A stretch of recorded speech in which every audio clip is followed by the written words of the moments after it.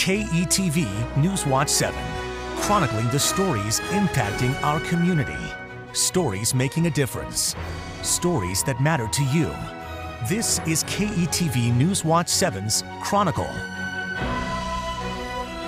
The reason we investigate people is not to check a box. It's about keeping people, and not to be extreme, but terrorists or potential insiders or foreign intelligence service agents out of the federal government. That's Merton Miller, and he used to oversee a government agency that did hundreds of thousands of background checks, and he shared with us one way the U.S. government can spot and stop potential terrorists. Good morning, I'm David Earl, and this is KETV Newswatch 7's Chronicle. Today, we're looking at the potential terror threats facing the world. We're talking with a UNO professor who studies terror organizations and Congressman Don Bacon, who just returned from a trip to the Middle East. As this map shows, terror affects nearly every corner of the globe. This shows all the attacks that occurred in 2017. And as you can see, there are certain regions, particularly in Africa, the Middle East, and Europe, that have been hit hard. Earlier this month, the Trump administration froze all security assistance to Pakistan. That means the U.S. State Department won't be delivering military equipment or transferring any funds to Pakistan to help them in their war on terror. A department spokesperson said the move is because Pakistan is failing to clamp down on terror groups inside its borders. President Trump says terrorists continue to find sanctuary inside that country as they plot to destabilize neighboring Afghanistan. But Pakistan rejects that accusation, saying it has contributed and sacrificed the most in fighting international terrorism.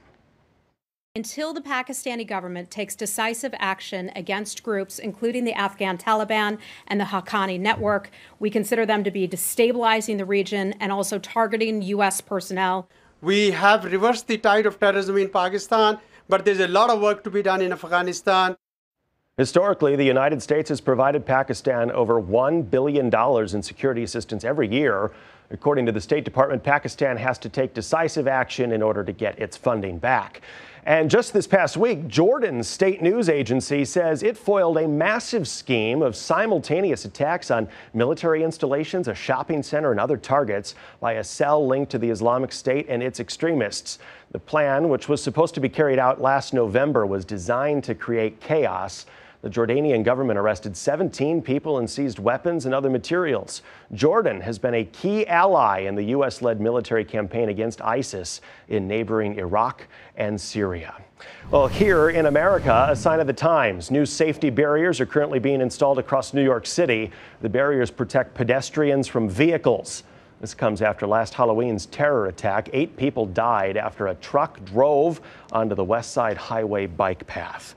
But the threat of terror is everywhere, and there's really no safe haven. We're even starting to see more of it in our everyday entertainment. Next month, the 517 to Paris comes out. That's Clint Eastwood's new movie about 3 American soldiers who stop a terror attack on a Paris-bound train. I don't know, man. You ever just feel like life is just pushing us towards something, like some greater purpose? Anthony Sadler, Alex Skarlatos, and Spencer Stone will all play themselves. They were on a train 2 years ago when an accused terrorist started shooting, and they held him down until authorities could get there.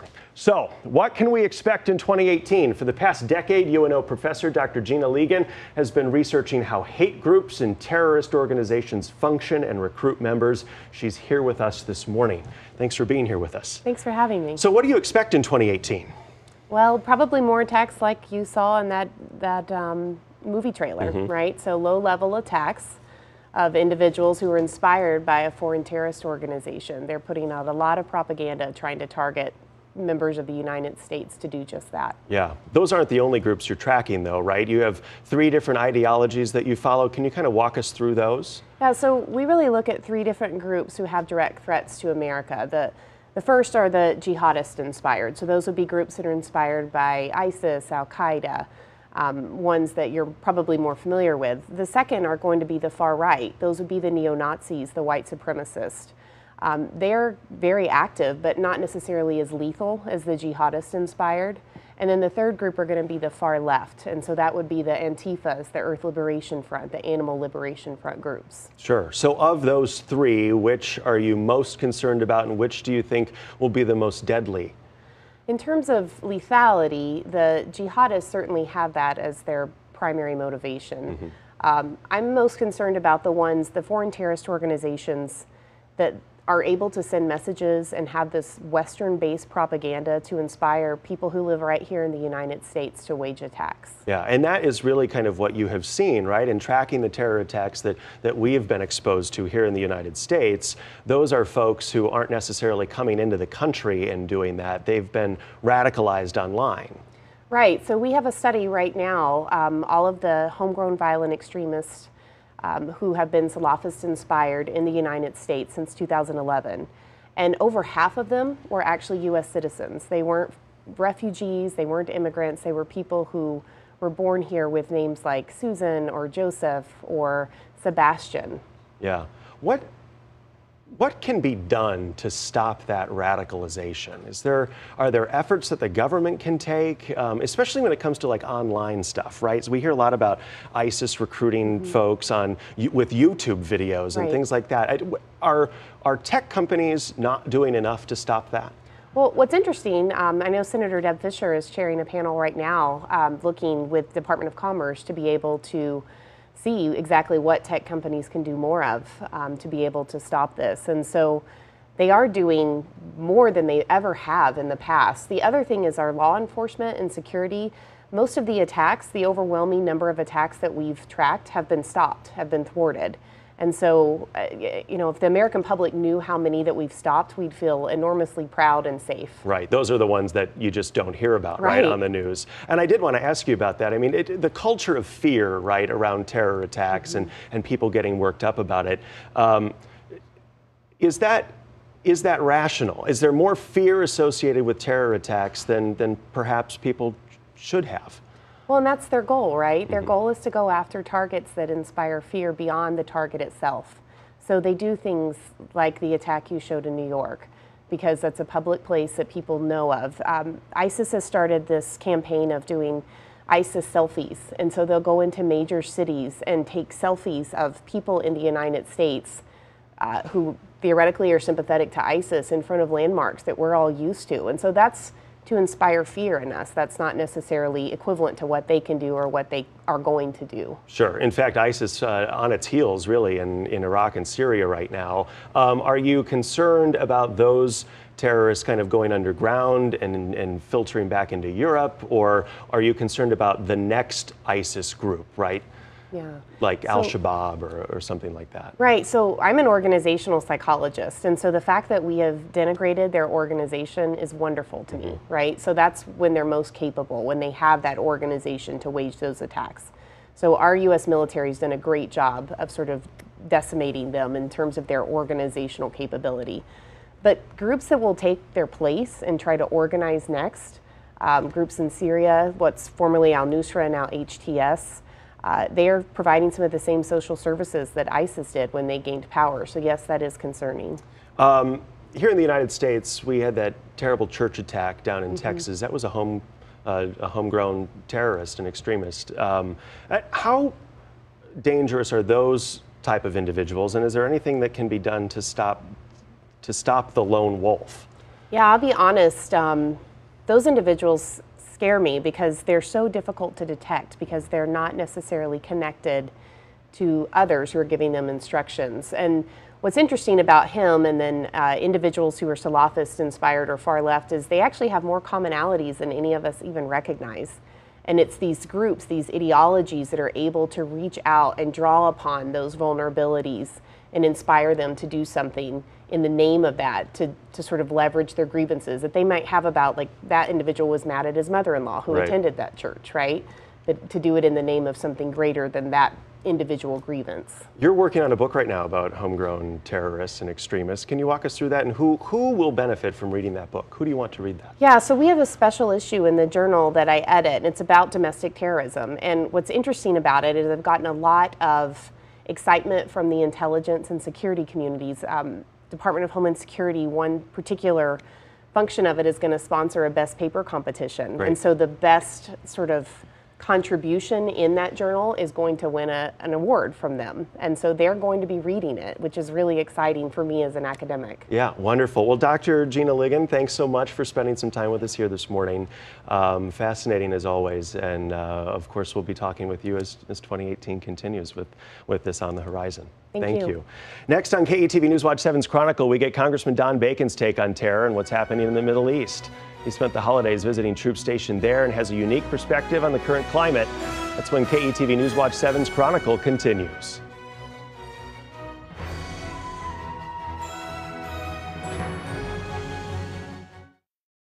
Welcome back to KETV News Watch 7's Chronicle. This morning, we're looking at the threats facing the U.S. in the new year. And joining me now is Congressman Don Bacon, who spent the holidays with our troops serving in the Middle East. Good morning to you and welcome. Good morning. It's good to be here. Thanks for having me. Happy New Year to you. Happy New Year. Tell us about your trip. Where did you go? I went about 3 days in Kabul, or excuse me, Baghdad initially. Then I went to UAE for a day. Then we spent a little time on an aircraft carrier. And then about 3 days in Kabul. And I would say more than Kabul. We went to the front lines out in Helmand province and checked out a couple places. But 3 in Iraq, 3 days in Afghanistan, and a day in UAE. Sure. Let's break it down between Iraq and Afghanistan. Let's start with Afghanistan. What are you seeing there? I know ISIS has been a huge issue there over the course of the years. Well, they had about a third of the country just 2 years ago. Now they have no real estate under their control. So that's a huge success story for our forces, really for the Iraqis.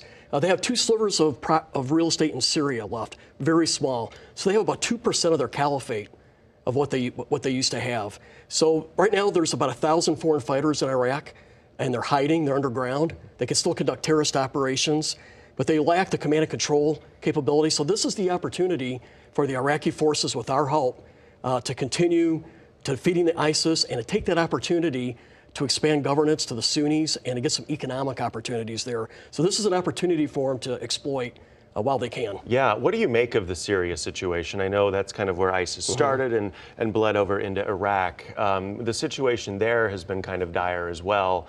How has that impacted what's happening in Iraq? Well, as I mentioned, there's only 2 parts of Syria, very small right now, that are ISIS controlled, but they're hiding underground, so they're still a threat throughout much of the country. And you have Assad and his forces that control about, I'd say, 3/5 of the country. And then you have this group called the Syrian Defense Forces, which are about 60% Sunni and about 40% Kurd.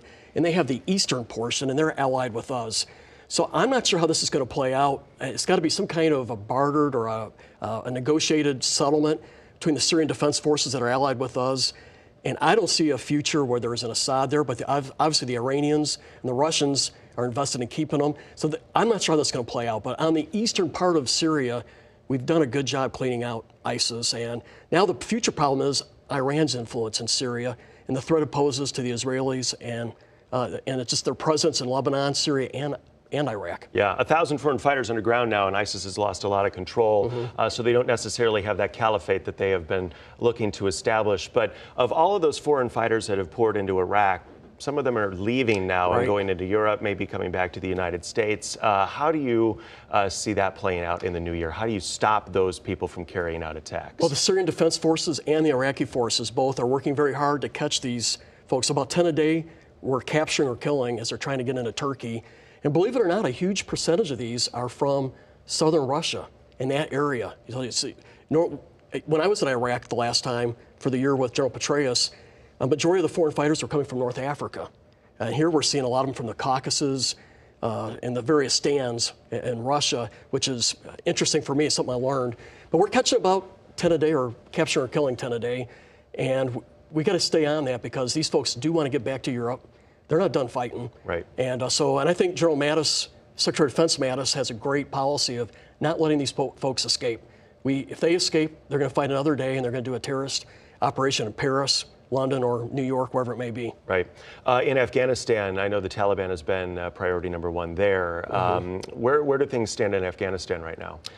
Well, it's interesting. Up until August, the Taliban had the momentum. They were gaining territory. The Afghan forces were demoralized. They felt like we've abandoned them under the President Obama policy of a time-based withdrawal. And President Trump came back and said, no, we're going to do conditions-based, and we're going to stay committed to Afghanistan, but we're not going to do the fighting as much as the Afghans are. We're going to help you out with intelligence, command and control, and training, and that's what we're doing. And the immediate change in morale from the Afghan forces and the Afghan leadership is, I could see it myself. They used to call themselves abandoned. Now they say, we got hope, we're going to live. And so their morale is up. They're the ones taking the fight to the Taliban. And the Taliban morale is hurt because they thought they were going to just wait us out and win. And now they're saying, no, we're in a long-term fight. So we're seeing an increased number of Taliban leaders coming in and not necessarily surrendering, but saying, we want to talk. Yeah. We're tired of fighting. That's a good sign.